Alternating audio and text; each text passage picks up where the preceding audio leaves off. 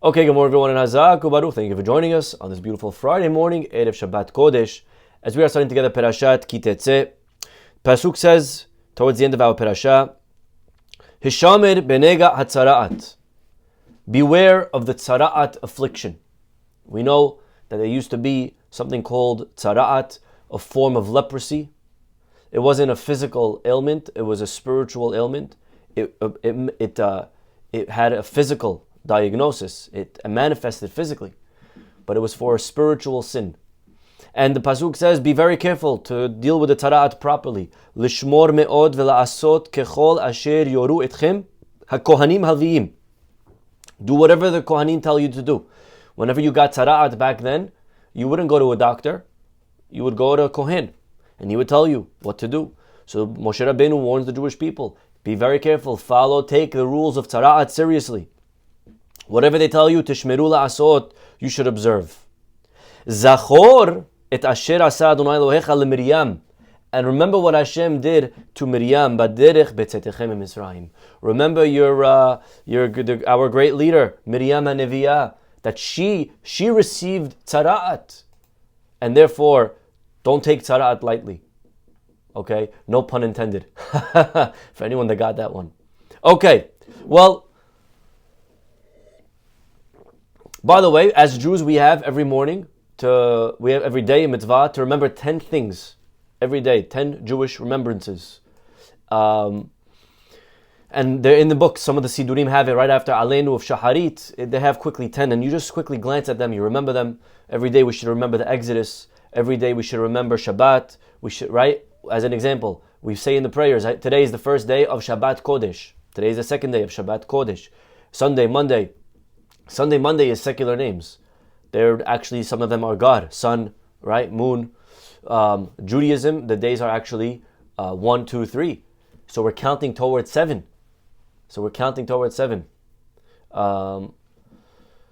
Number 3, man. You should remember the man. Number 4, Amalek. Number 5, remember the Torah. Number 6, the Egel, that we angered Hashem. Number 7, that Hashem foiled Bilaam and Balak's plot against us. Number 8, what Hashem did to Miriam, that she got leprosy. Remember that. Number 9, that Hashem gives you the strength to succeed. And number 10, Jerusalem, Yerushalayim. So there's mitzvot to remember. One of them is Zachor. Remember what Hashem did to Miriam. Remember Miriam, she spoke out against her brother Moshe, and she got leprosy. So our Midrash, let's read some Midrashim today, fascinating stuff. Midrash Halacha begins with a question, a halachic question. Adam sheyesh bo nega. If an individual receives a nega, a tzara'at, haya kohen kerobo. The kohen is his relative. Right? We said in the pasuk, you have to go to the kohen. What if the kohen's your cousin? Are you allowed to go to the kohen who's your cousin, your brother, your sister? I don't know, can't have a brother, but whatever, brother-in-law, someone who's related. Could you go to a relative who's a kohen? Mahu sheyeh mutar lo liroto. Can they render the tzara'at pure or impure? We know that sometimes relatives are forbidden. As an example, witnesses at a wedding. Can't have a witness who's a relative. So, can you have a kohen who's a relative? Answer, Kach shanu chachamim, kol hanegaim adam ro'eh. A person may examine all afflictions, chutz minegei atzmo, except for your own. Okay?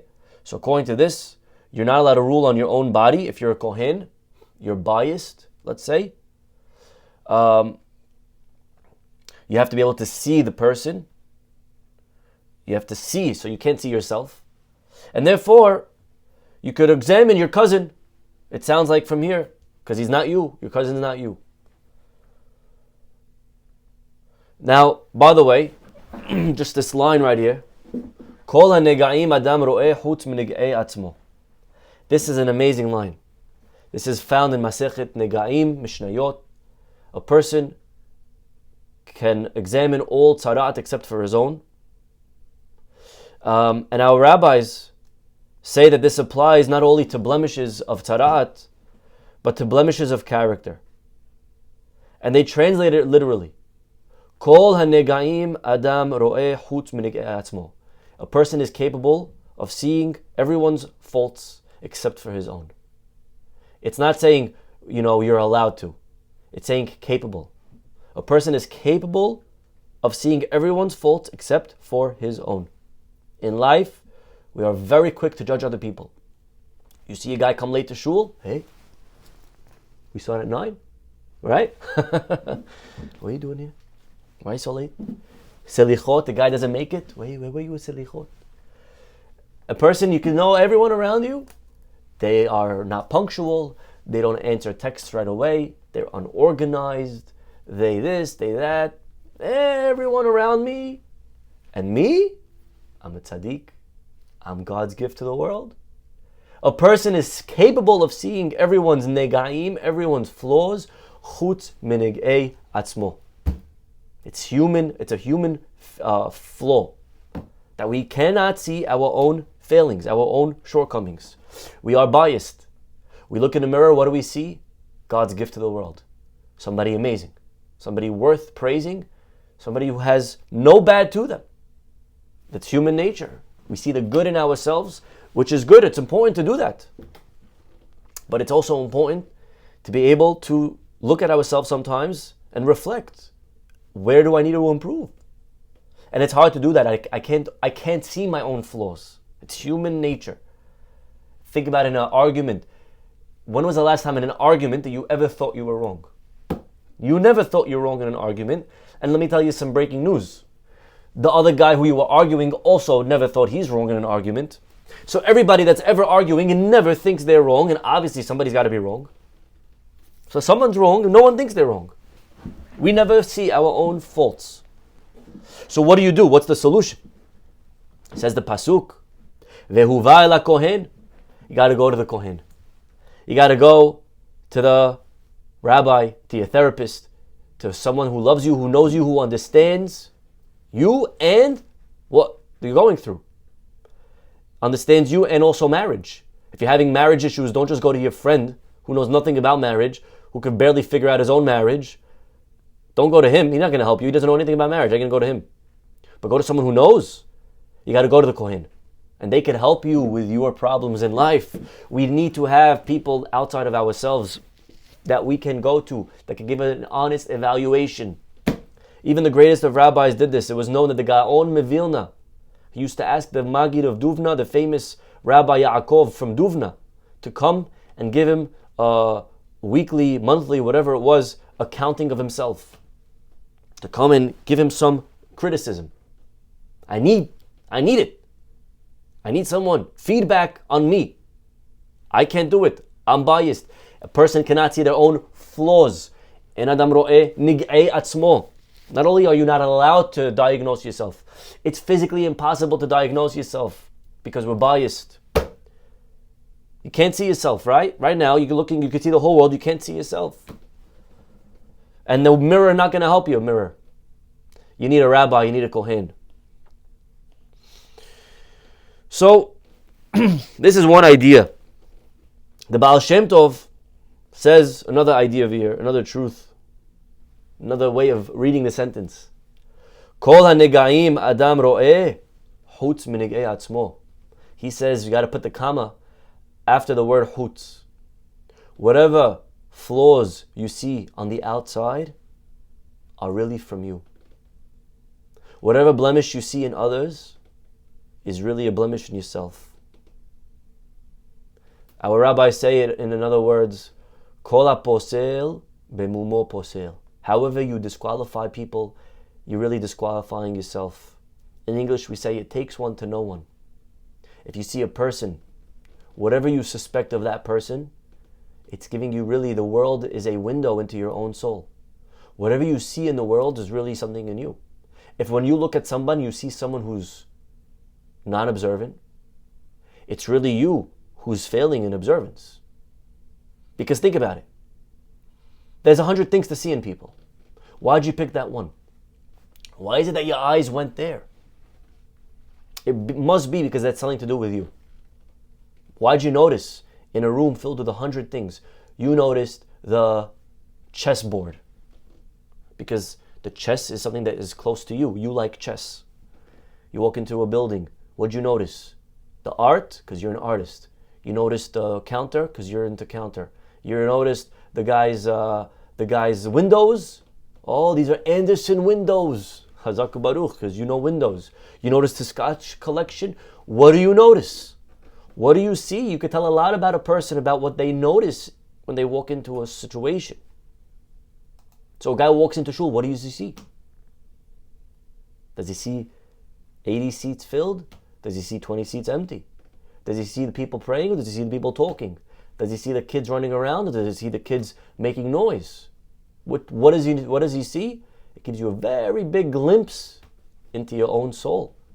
Kol hanegaim adam ro'eh chutz. Whatever negaim you see on the outside, mineg'ei atzmo.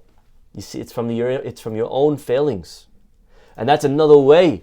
If you want to know, says Baal Shem Tov, if you want to be honest with yourself, and if you really want to know where you need improvement, catch yourself what you say about other people.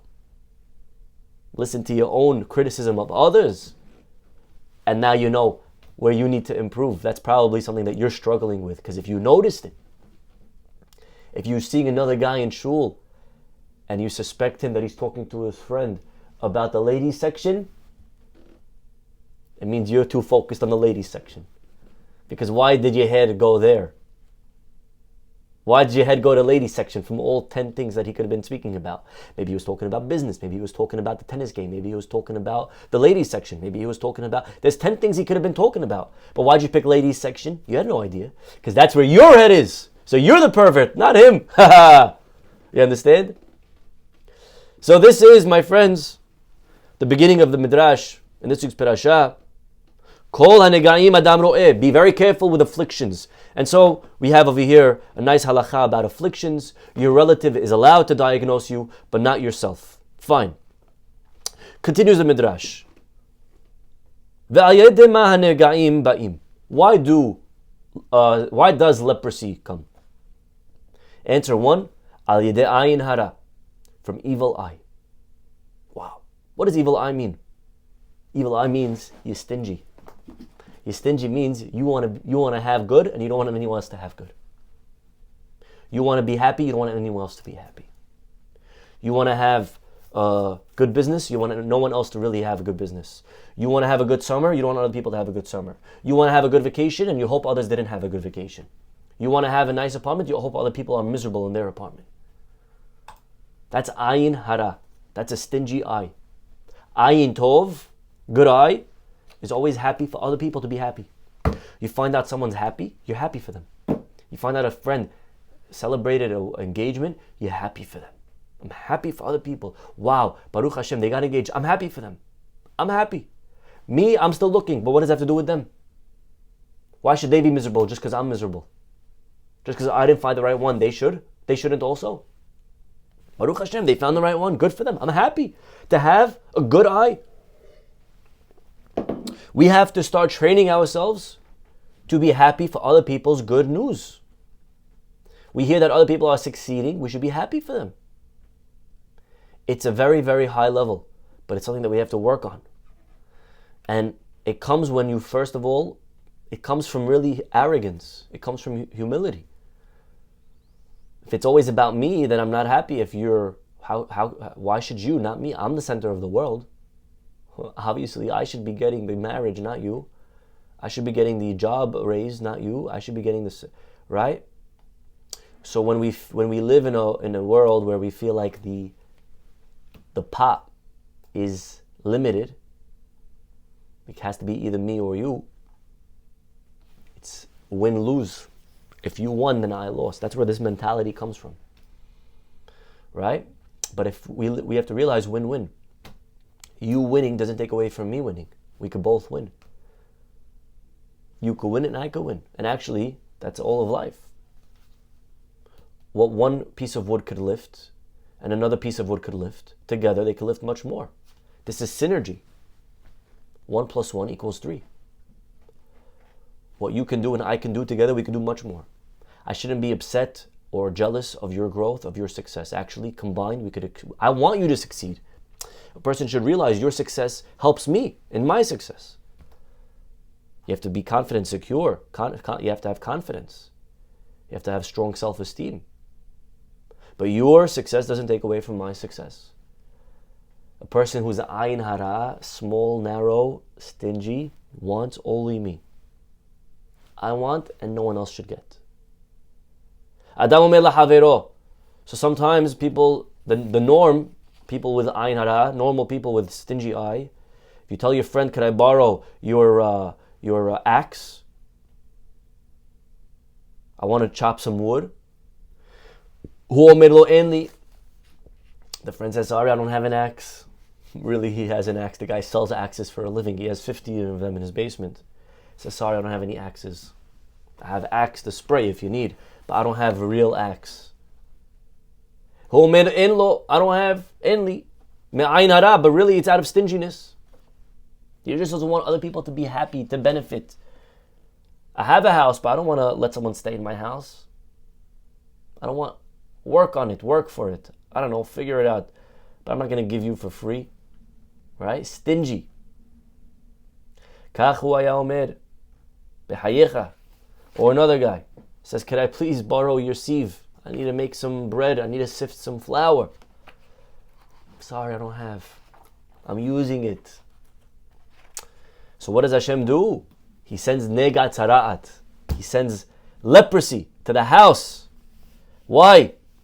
Now, mefanim kol ma shehaya lo betoch beto. Now the guy's got to clear out his house. The Kohen comes and says, "Oh, this looks white.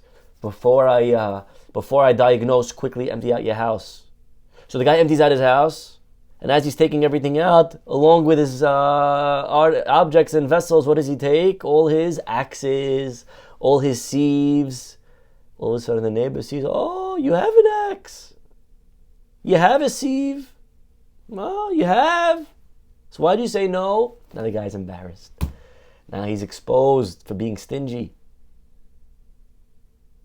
So stinginess leads to ayin hara. Okay? Stinginess leads to tzara'at. Okay? That's the first answer of why leprosy comes to a person's house. Davar aher, another explanation, Amar Rabbi Hanina. I'll tell you why tzara'at comes to a person's house. Ein hanega'im ba'im ela al lashon hara. It's a punishment for gossip. It's a punishment for gossip. You speak about other people, you're going to get leprosy. Proof? Share hanega'im ba'im, right? Hare Miriam hatzadeket. Wow. The righteous Miriam. Al yedeh shedibra lashon hara b'Moshe achiha. She spoke against her brother Moshe. Karbu ba hanega'im. And she received afflictions. Remember when she spoke about her brother. This is our Parashat Zachor. Remember what Miriam spoke. This is back in Parashat, if I'm not mistaken, Beha'alotecha. But in the book of Numbers, in the book of Bamidbar. It says, remember what Miriam did, what Hashem did to Miriam. She spoke against Moshe, her brother. And my friends, Hashem punished her with leprosy. She received tzara'at. So says over here, Rabbi Hanina, so that's my proof. That leprosy is a form of punishment for gossip. Zachor et asher asa Hashem Elokecha le Miriam. Now what is the measure of leprosy and gossip? There's many ideas over here. The Chafetz Chaim, I believe, is very famous to say that when a person speaks, what do? They're separating between people and people. Your words, you caused friends to now fight, husband and wife to fight. You said something about somebody who is not so consequential. It doesn't really matter. And you decided you decided this is a reason for them to break up, and so you shared information that was not important. Now obviously if it's important, it's important. I'm talking about information that's not important. But you decided you just can't be happy. It comes back to stinginess. You just don't want to see other people happy. You don't want to see them get engaged. You don't want to lose your friend to religion. So you decided to gossip and to spread garbage about religion, about the rabbi, about the shidduch, about the company, about the shul, about moving. You spread gossip about whatever the case is. And your gossip now, you cause people to be separated, alienated. So says the Chafetz Chaim, you know what the punishment is? Punishment is now you got to be alienated. Now you got to be separated. Now you got to go alone into your own world, into your own house, and to be by yourself. And you got to run away from the world. And now you see what it's like for 2 weeks to be in quarantine. You're not going to like it so much. So look at what you're doing with your words. You're separating between people. And therefore think next time before you speak. You don't like what it feels like to be separated. And therefore, remember what Hashem did to Miriam. Look at this fascinating midrash. We have a few minutes left. Continuing on this theme of gossip. Amar Rabbi Yoshua de Sichnin. Says Rabbi Yoshua de Sichnin. A rabbi, Rabbi Yoshua de Sichnin, from Sichnin.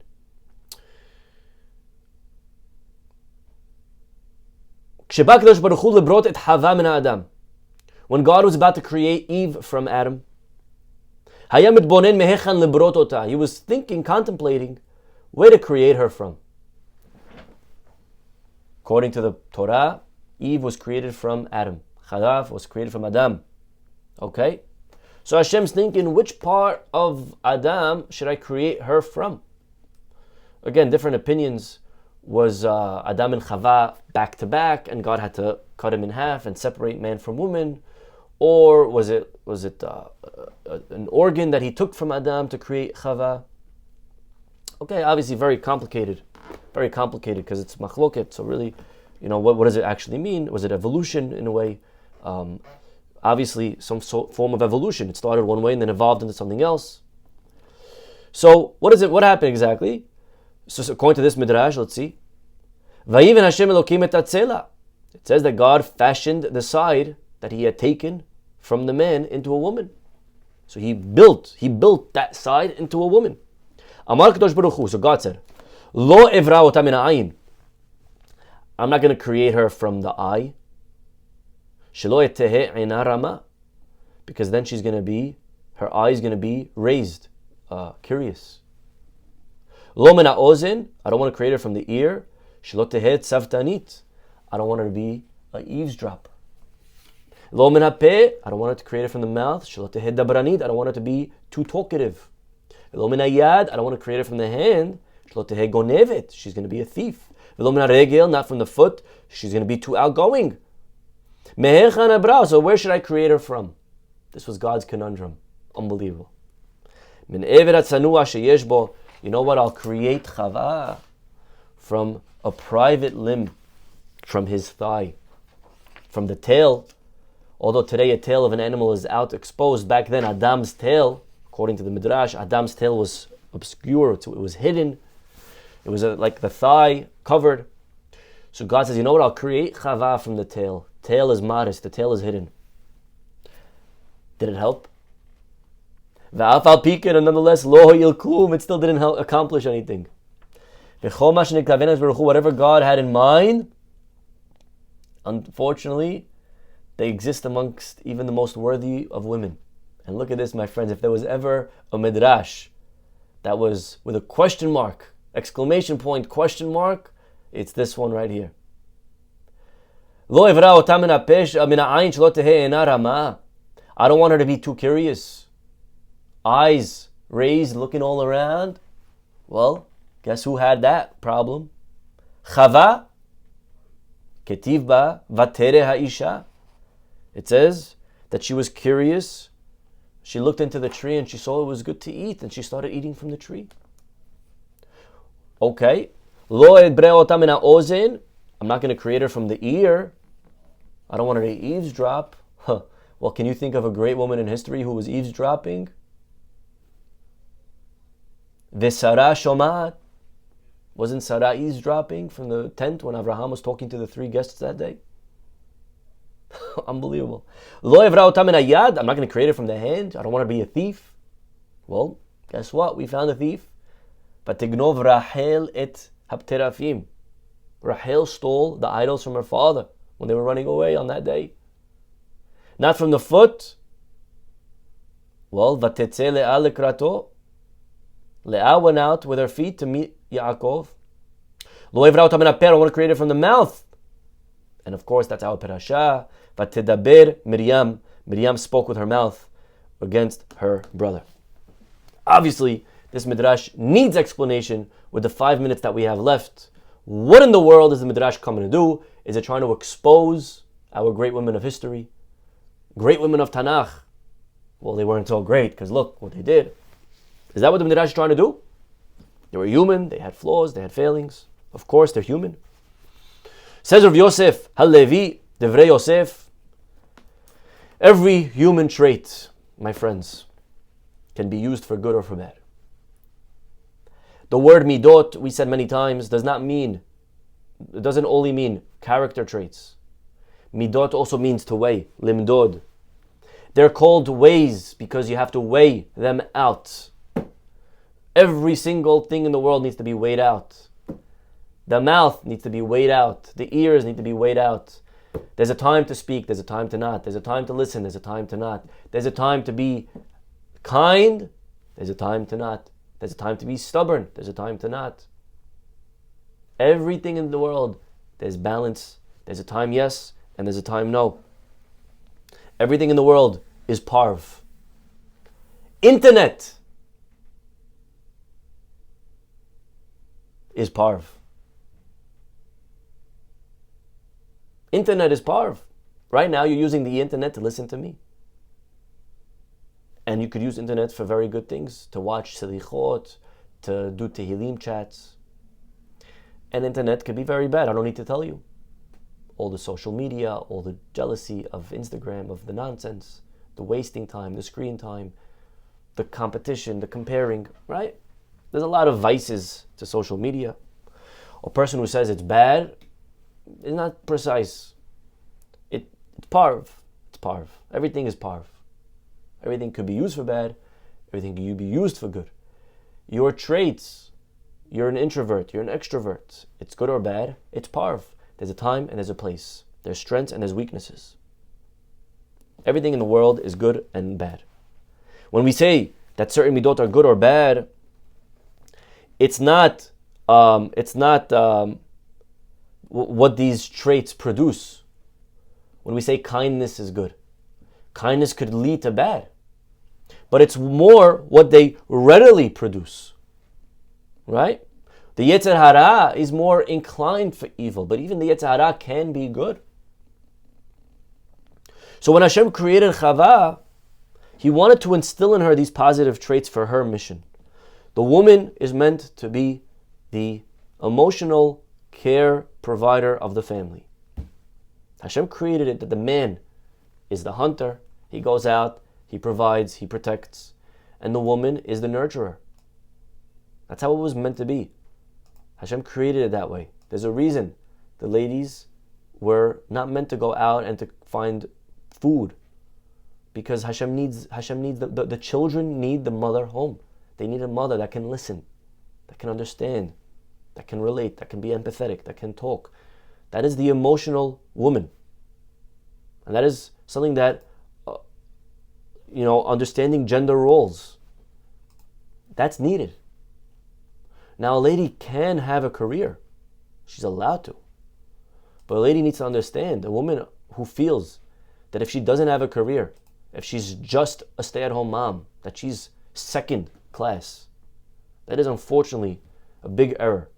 The greatest achievement of a woman is that she raises the next generation.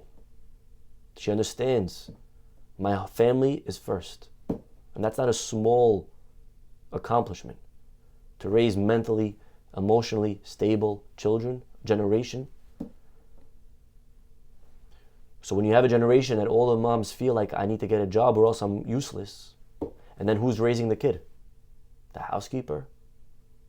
Hashem didn't give the housekeeper the kid, He gave you the kid. You understand your kids best. Don't feel that that's a small job. Don't belittle that role of raising the next generation. You want to get a career, that's up to you, that's fine. But first and foremost, understand and appreciate how important this is. Because when you're not at home, you know who's raising the kids? There's what to say. That today, I'm not a professional in this area, but all the children today, so much today of mental, emotional health issues. And you wonder, maybe it has what to do with the fact that out of nowhere, you have to ask. It's very possible. It's a result of a generation that's not raised by a mother. It's raised by other people. There is no one greater that can raise a child than an own mom. The mom is meant to be that listener. Right? And Hashem's thinking, where do I create the woman from? It's good that she should be curious. That's the eyes. She needs to be inclined to listen, to overhear. What are my kids talking about? What's really bothering my son at school? The mother's the biggest advocate for the kid. To be communicative, to talk, to be able to take what's needed and act with energy. All of these traits have tremendous virtue. There's a time and there's a place. She can give words of comfort to her children, to her family. Well, like any other trait, they can also be misused. Like our Midrash says, if you're curious to a flaw, it could be prying. You could be eavesdropping in the wrong conversations. You could be talking the wrong conversations. You could be taking the wrong things. You could be walking to the wrong places. So in order to allow all of these 5 traits and more, Hashem said, let me create Eve from a hidden area. So he creates her from the tail. He creates her from the tail. The tail is hidden. Now Eve is able, with modesty, to pair all these other organs and to channel them properly. This is the amazing chidush of the Yosef HaLevi, Rav Yosef HaLevi. And it's an amazing lesson for us. You know, when we remember Miriam, the lesson is not don't talk. That's not the takeaway from Miriam. Talk, but talk appropriate things. The lesson, all the good midot, all the bad midot, no such thing as good or bad. It's all par. Our job is to use a lot of chokhmah to know when and where to apply what. And that's why the first thing we ask for in the Amidah, Ata honen ladam da'at. God, please give me wisdom. Please give me knowledge. Please, Hashem. We should be zocheh to learn from Miriam, to have a ayin tovah, to have a good eye, not only in baseball, but to have a good eye, to be able to see the good, to be happy for other people, to be happy. And Be'ezrat Hashem, we learn from Miriam to stay away from wrong type of speech and to cling to the right type of speech. We'll stop over here. Have a wonderful day, and we'll see you all next week. Shabbat Shalom. Bye-bye.